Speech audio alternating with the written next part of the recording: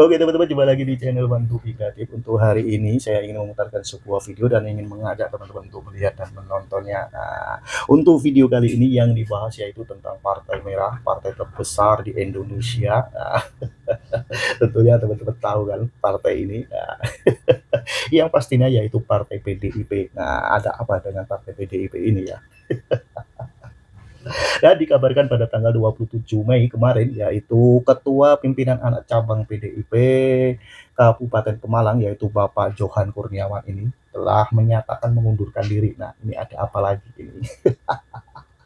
Dan setelah saya lihat videonya, nah, yaitu video pendek, nah, ini tentang alasan-alasan Bapak Johan Kurniawan ini. Nah, yang pertama yaitu tentang PDIP. Nah, ini tetap kekeh pertahankan kesombongannya. Nah, tak mau mengevaluasi kekalahan kontestan yang kemarin-kemarin. Nah, dan untuk alasan yang kedua, nah, yaitu PDIP masih mengkambing hitamkan Jokowi tentang kekalahan atau kemerosotan kontestan kemarin atau perolehan suara partai dan kekalahannya.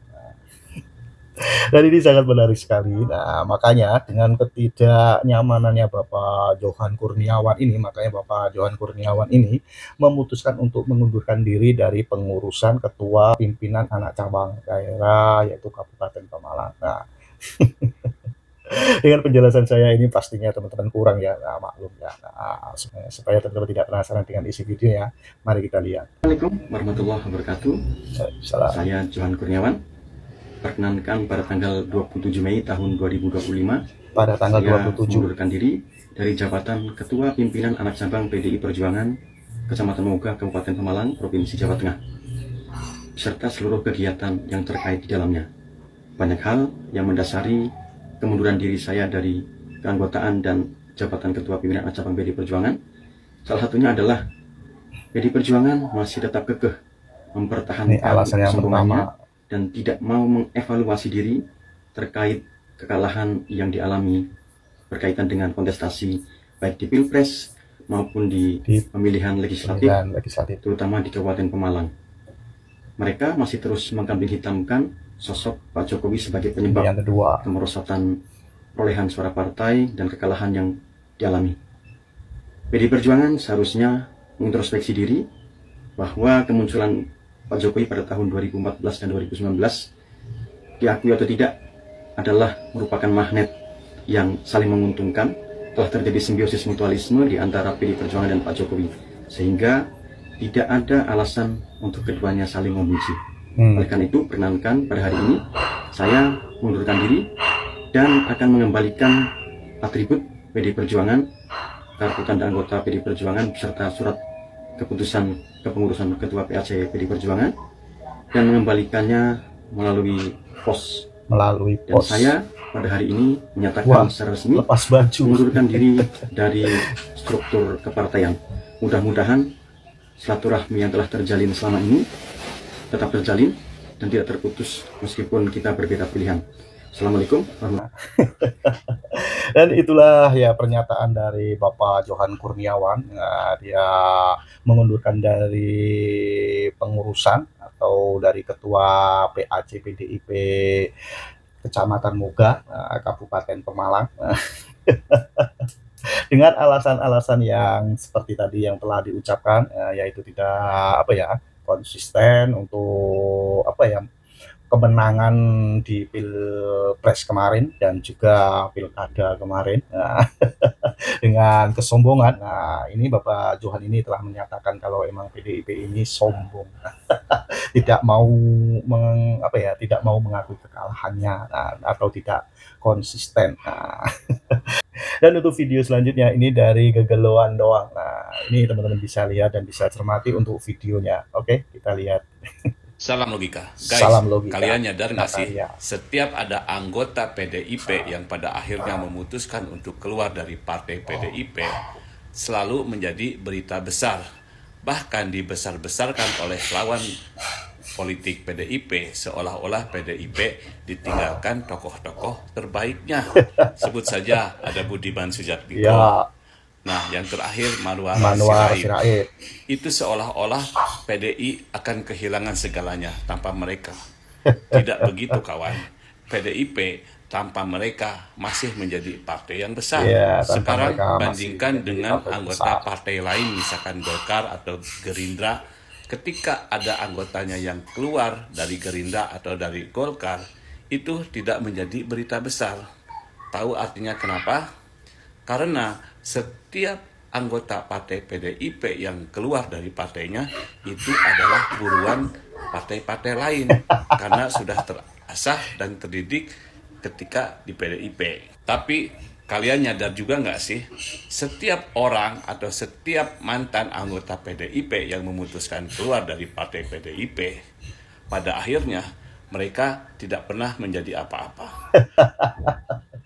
Apa yang telah dia ucapkan tadi ya. Nah, kader PDIP ini setelah keluar dari PDIP, nah, contohnya si Marwar Sirait, terus ada lagi, terus ada Bapak Joko Widodo, terus ada Gibran, terus ada Bobi Nasution, dan ada juga yang lainnya. Nah, dan tadi telah dikatakan, nah, setelah keluar dari PDIP mereka tidak jadi apa-apa.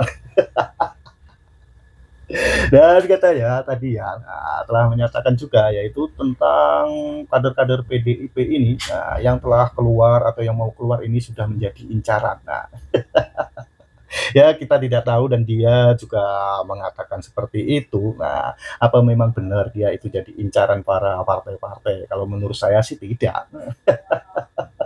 Karena apa? Nah, karena mereka-mereka itu atau beliau-beliau itu keluar dari PDIP karena udah tidak nyaman di dalam situ, di dalam keluarga situ. Ya, contohnya kita aja ya. Nah, kalau kita berkelompok, nah, kalau kelompok kita tidak sejalan dengan pemikiran kita, apa mungkin kita mau bertahan aja di situ? Nah, tentunya tidak kan. Nah, dan untuk video-video kali ini yang pertama yaitu tentang Bapak Johan Kurniawan. Nah, ini sangat seru dan sangat menarik sekali. Nah, ini untuk video-video ini, nah ini teman-teman bisa lihat dan bisa tonton. Nah, ini teman kreator kita ini membahas dan komentari tentang Bapak Johan Kurniawan ini, kenapa ini keluar. Nah, tentunya teman-teman akan dibuat tertawa-tawa. Oke, mari kita lihat dan kita tonton videonya.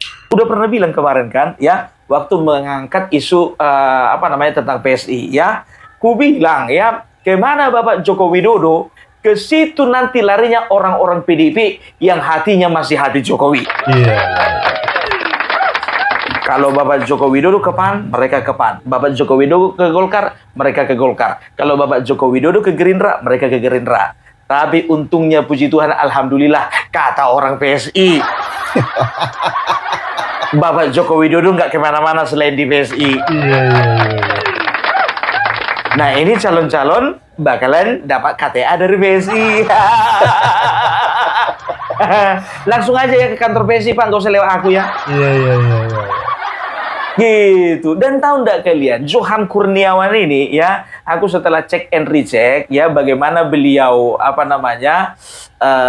sepak terjang beliau di dunia perpolitikan ya. Ternyata waktu itu pemilihan kemarin, pilkada kemarin ya, itu ada 3 calon. Yang pertama itu Mansur Hidayat yang merupakan incumbent ya atau petahana. Baru yang kedua ada Vicky Prasetyo. Kalau kalian tahu, seorang artis yang kemarin mendadak viral gara-gara vikinisasi, ya, ini dari partai PKB. Setelah itu yang kedua itu kalau nggak salah siapa ya namanya ya, Yoman Widiantoro atau siapa itu, aku lupa juga ya. Jadi beliau ini ya mengalihkan ya dukungannya ke Vicky Prasetyo, bukan ke Mansur Hidayat yang notabene waktu itu didukung oleh partai PDIP. Berani dia, coba bayangkan kalian ya. PDIP mendukung ya Mansur Hidayat petahana, sedangkan dia ketua PAC ya, yang bisa dikatakan salah satu anak cabang dari DPC Kabupaten Pemalang, dia sendiri mendukung yang namanya Vicky Prasetyo. Aku jujur aja lah, aku bilang, Bang Mas Kurniawan ya, Mas Johan, apa sih yang kau lihat dari si Vicky Prasetyo? Tapi alasan beliau katanya, kalau 2 yang calon itu pembawaannya pembawaan ningrat. Jadi dia perlu ya mendukung satu sosok yang berbeda daripada yang lain. Kalau ini bang bukan berbeda yang daripada yang lain, Bang. Ini agak lain ini. Memang bukannya bilang apa Vicky Prasetyo ini ya kan, waktu apa namanya, waktu kampanye ya, waktu orasi menggebu-gebu. Tapi itulah dia ya, Vicky Prasetyo kalah dan juga petahana kalah. Calon siapa yang menang? Ternyata calon yang menang adalah calon yang didukung oleh Partai Solidaritas Indonesia. PSI. Mau cari muka lagi kau, Bung? Enggak juga. Aku 2 kali ngangkat tentang PSI, enggak bunyi juga bankingku, enggak. Udah jelas-jelas di situ nongkrong bankingku enggak ada. Ya, tapi luar biasa, Pemalang ya dikuasai oleh salah satu pendukungnya adalah PSI. Mantap. Nah, ya jadi udah tahu kan arahnya kemana. Gak akan mungkin kawan ini ke PKB. Sudah pasti dia loncat ke merah yang satu lagi. Masih ingat beberapa waktu yang lalu kukatakan ya, Bapak Joko Widodo ini akan membuka kolam baru. Kolam baru yang pertama untuk orang-orang yang tadinya tidak tertarik dengan dunia politik karena Bapak Jokowi di situ, maka berbondong-bondong mereka akan masuk ke partai yang ditunjuk oleh Bapak Joko Widodo. Ya, yang tadinya nggak peduli dengan partai politik, tapi karena Bapak Jokowi di sana, akhirnya mereka pilih di sana. Yang kedua, yaitu adalah orang-orang ya yang punya masalah ya oleh karena mungkin ketidaksesuaian atau ketidakharmonisan dengan partai-partai yang lama. Yang ketiga, ya ini akan ada ya caleg-caleg atau kader-kader dari PDIP itu sendiri ya yang sudah merasa bahwasannya ya PDIP ini udah nggak sejalan dengan hati nurani mereka. Ternyata terbukti yang kukatakan itu kan. Nggak perlu seorang peramal untuk meramalkannya ini. Nggak perlu, udah bisa dibaca ini. Apalagi di tengah carut marut PDIP yang sampai sekarang kongresnya belum jadi. Kongres 2024 mundur ke tahun depan. Tahun 2025, ya kan? Dibilang bulan Maret, mundur bulan April. Dibilang katanya bulan April, mundur ke bulan Mei. Iya. Ini udah bulan Mei, 2 hari lagi itu bulan Juni. Kapan? Sementara PDIP sendiri membantah ya apa namanya mundurnya jadwal kongres itu gara-gara masalah yang dihadapi Hasto. Toh udah tahu kan kualitas teman-temanmu toh. Artinya apa? Artinya toh sebetulnya masalahmu itu nggak penting bagi mereka ini. Jadi kalau bicara tentang ya apa namanya partai PDIP, kalau kulihat ini partai sudah mulai rapuh. Satu persatu mereka sudah mulai ditinggalkan oleh orang-orang penting yang ada di kecamatan, yang ada di kabupaten, provinsi, sampai tingkat nasional. Apakah partai ini akan menjadi sepi layaknya kuburan? Yang seram, sunyi, dan menakutkan. Tong kosong nyaring bunyinya. Kalau ada sumur di ladang, boleh kita menumpang mandi. Kalau ada umur kita panjang, yuk kita bikin partai baru lagi yuk. Puisi apa itu, Bung? Gak tahu. Spontanitas. Kayak gak tahu aja kalau mau Parbella ya kan. Ya, ini bisa. Jadi ini partai ya kadernya sendiri pun mengatakan, ya, aku memang sampai sekarang bukannya bilang apa, ya. Aku sering kali komunikasi diskusi baik dari orang dari PDIP sendiri dan juga bukan orang PDIP yang masih simpati dengan Megawati sebagai ketua umum dan juga yang tidak simpati lagi dengan Megawati sebagai ketua umum, ya. Mereka mengatakan bahwasanya inilah yang kami sesalkan. Kenapa Megawati begitu susahnya, ya, mengakui kekalahan? Kenapa PDIP begitu ganasnya menyerang keluarga Bapak Joko Widodo? Kenapa begitu teganya Megawati memecat orang-orang yang ada kaitannya dengan Bapak Joko Widodo sendiri? Kan begitu, ya. Seolah-olah Bapak Joko Widodo itu 100% adalah faktor dari kekalahan yang dialami oleh PDIP, kan begitu. Nah, ini mereka sendiri ya, kadernya sendiri pun juga ya sudah mengatakan bahwasanya harusnya mereka introspeksi diri dan harus evaluasi diri. Begitu ya. Ini nggak dikit-dikit serang, tusuk Joko Widodo, fitnah, ya kan, framing Joko Widodo, ya, dinasti, anak haram konstitusi, korupsi, penghancur demokrasi, pengangkang konstitusi, banyak. Banyak. Nah sekarang, ya kan, bukannya bilang apa, ya, apa yang bisa dilakukan si Hasto? Kalau kemarin nyonyornya itu paling panjang. Saya menangis, ketuamu menangis, kiai menangis, seluruh rakyat bangsa Indonesia menangis. Akhirnya sekarang kau sendirian kan? Sendirian kau. Makanya kemarin begitu banyak ya, kita ada di belakang Hasto. Ya waktu itu aku masih ingat itu Adian Nampitupulu ya, waktu itu orasi ya di depan massa pendukung Hasto. Tentunya ini menunjukkan pada pasien kita bahwa dia tidak sendirian. Dengan Dia tidak berjalan sendiri, dia tidak berjuang sendiri. Kehadiran kita siang hari tadi sampai malam ini adalah pesan pada ketua umum kita bahwa PDI Perjuangan tetap tidak sendirian. Kita tetap bisa bergandengan tangan. Bapak-bapak, ibu-ibu, peristiwa-peristiwa seperti ini sudah berkali-kali dialami oleh PDI Perjuangan. Kita pernah berkali-kali dihajar kiri dan dihajar kanan. Tapi pada ujungnya kita akan menangkan pertarungan ini. Sejarah sudah membuktikan berkali-kali. Kita dihajar kiri, dihajar kanan, jatuh bangun. Tapi di ujung sana, kita selalu memenangkan pertarungan politik ini. Amin. Bapak-bapak, ibu-ibu, malam hari ini kita akan tunjukkan kepada seluruh rakyat Indonesia, pada bapak-bapak polisi, pada KPK, bahwa kita adalah partai politik. Kita bukan gerombolan, kita bukan kerumunan. Partai politik harus terpimpin. apa katanya? Di ujungnya kita akan memenangkan pertempuran di ujung. Gak kelihatan ujungnya, Mas. Mana ujungnya ini? Kita akan tunjukkan kepada ketua umum bahwasanya sekjen tidak sendirian. Sendirian dia di dalam sendirian. Pak Adian, kenapa nggak kau kawani? Mana yang kemarin rame-rame? Sendirian di dalam dia. Udah makin kurus dia kan? Makanya gue bilang, ya manusia kan begitu. Lagi senang sama-sama, kalau lagi susah sendiri-sendiri.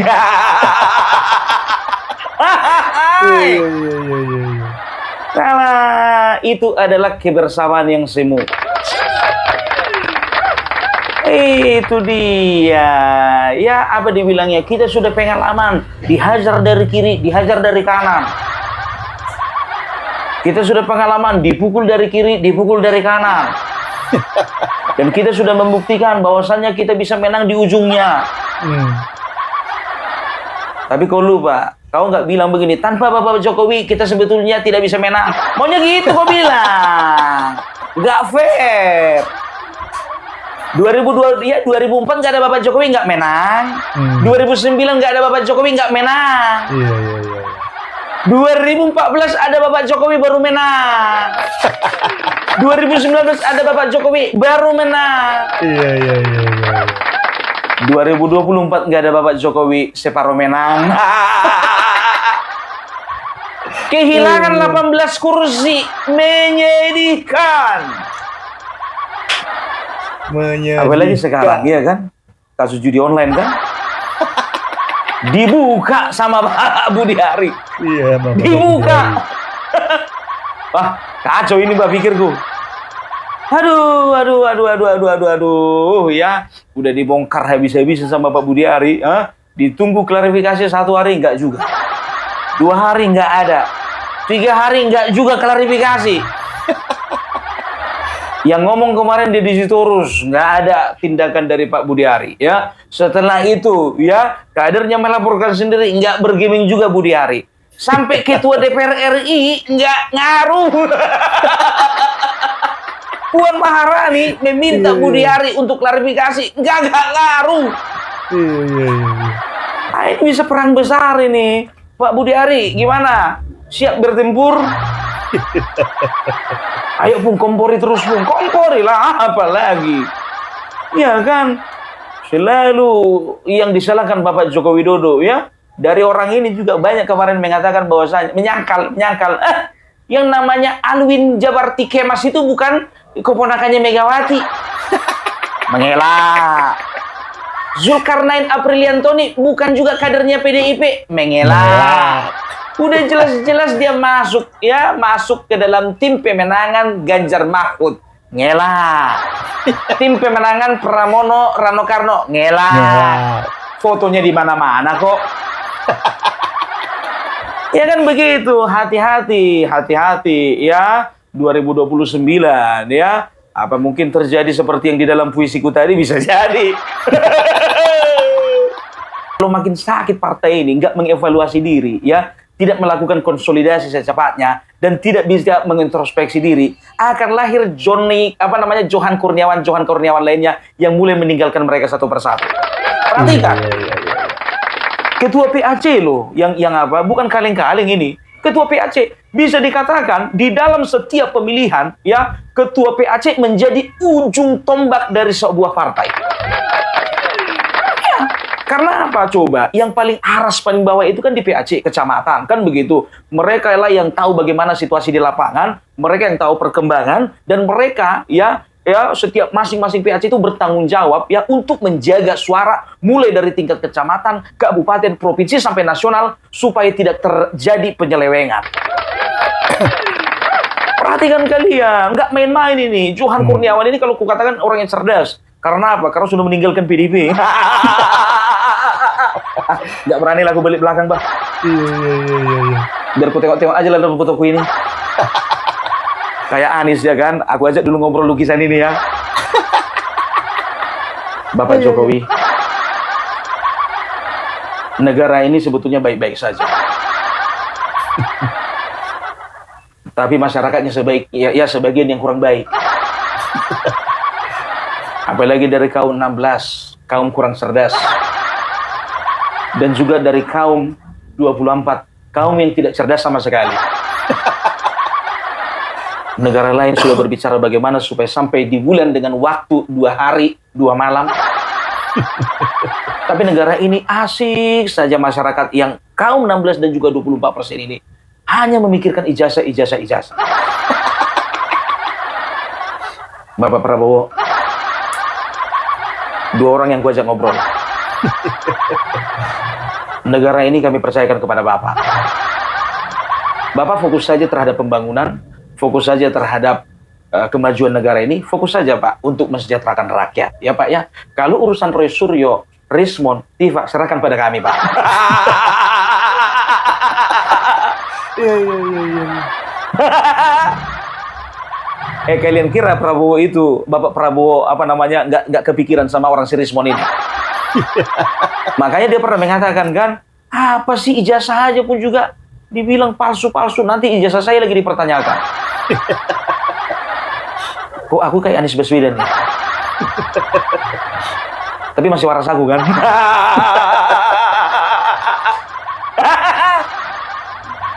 Hai Pak. Aduh, ya sekarang ya kejaksaan ya ini mencium ada sesuatu yang tidak beres ya. Kita lihat bagaimana kejaksaan ya, kasus timah, kasus emas, kasus Pertamina ya, kasus migas, kasus CPO ya. Setelah itu kasus ya berani mereka sikat hakim-hakim nakal, mereka sikat juga pengacara-pengacara nakal ya. Sekarang begini, Bapak Kejaksaan ya, Bapak ST Burhanuddin ya, kami percayakan kepada Bapak. Pak berani juga Pak. Kalau memang ada di Menkominfo kemarin itu judi, usut sampai tuntas. Dan juga kalau memang ada di PDIP, kader-kadernya yang memang bermain mata dengan mafia-mafia judi, usut juga sampai tuntas. Sikat Pak. Kan begitu kan? Ya fair, kita fair. Pung, ngomongnya jangan sama ke arah kamera, Pung. Nggak ada lukisannya Jaksa Agung, Pung. Ngomong dulu sama lukisannya Jaksa Agung, Pung. Nggak nyimpan aku. Ini besti yang dua ininya. Yang ini siapa ini? Ini aku kenal. Ini kenal, ini nggak kenal aku. Iya. Entah ini ya Jaksa Agung, bukan? Pak Jaksa Agung, maaf Pak.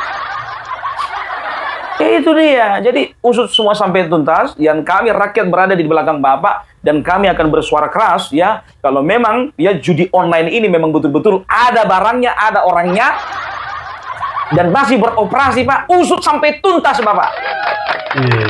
Gak peduli. Mau dia itu relawan, mau dia itu partai politik, gas. Enaknya punya presiden ketua umum kayak gini. Gak ada mikir-mikir. Percaya kita sama Bapak Prabowo, percaya kita sama kejaksaan, percaya kita sama kepolisian, percaya kita sama TNI. Sama KPK gimana pun percaya juga, percaya juga. Sama UGM percaya dong. Percaya. Sama Puslapfor percaya, pasti percaya. Sama Baris Krim pun percaya. Kalau sama itu pun apa namanya, sama surveinya Refli Harun enggak sama sekali nggak bisa dipercaya. Bikin survei dia Pak. Mau nangis aku ngeliat surveinya itu. Yang disurvei semuanya followernya. Pantaslah dia dapat angka 98% percaya. Ijazah Bapak Jokowi palsu. Followernya rupanya ya iyalah. Jadi itu dulu dari Pumpar bilang salam NKRI harga mati. Salam. Oke, terima kasih teman-teman yang sudah menonton videonya. Nah, itulah keseruan video-video dan pembahasan atau komentar Opung Parbela. Nah, apabila teman-teman ada saran atau ada pendapat, silahkan komen di kolom komentar. Sampai jumpa di video selanjutnya. Selamat beraktivitas. Sampai jumpa.